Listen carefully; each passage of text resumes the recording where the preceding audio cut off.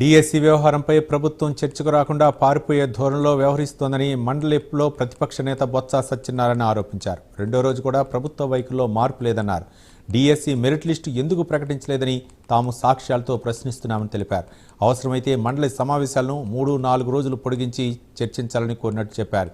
డిఎస్సిలో 3% కోటాకు సంబంధించిన జీవో ఎక్కడ ఉందని, ఇచ్చిన జీవోను మళ్లీ ఎందుకు మార్చారని ప్రశ్నించారు. ప్రభుత్వ తీరు అనుమానాలకు తావిస్తోందన్నారు. డిఎస్సిపై సమగ్ర చర్చతో పాటు సిబిఐ విచారణ జరిపించాలని, అప్పటి వరకు విద్యాశాఖ మంత్రి రాజీనామా చేయాలని డిమాండ్ చేశారు బొత్స.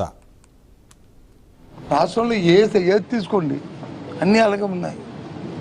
అసలు లాండ్ ఆర్డర్ పోలీస్ వ్యవస్థ లేదే లేదు. ఎంత అన్యాయం అండి.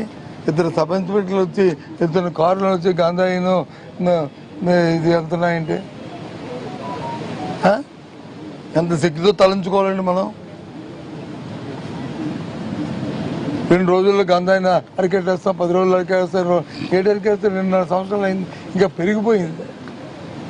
రోజు ఏదో ఎక్కడో ఒక ఇన్సిడెంట్, రోజు ఎక్కడో ఒక అంశం. ఎంత ఘోరం ఉందండి రాష్ట్రంలో. ఎక్కడైనా ఒక పక్క వ్యవసాయదారుడు హ్యాపీగా లేడు, చదువుకున్నవాడు విద్యార్థి హ్యాపీగా లేడు,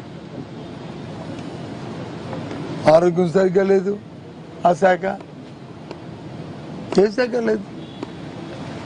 పోనీ ఎక్స్టెండ్ చేయండి, మా డిస్కస్ చేద్దామంటే ఈ 4 రోజులు ఏదో ముక్కుబడికి పెట్టాము అని కమిట్మెంట్కి దానికి అప్లికేషన్ కోసం సబ్ పెట్టి క్లోజ్ చేయడం. అప్లికేషన్ కాదు, కమిట్మెంట్.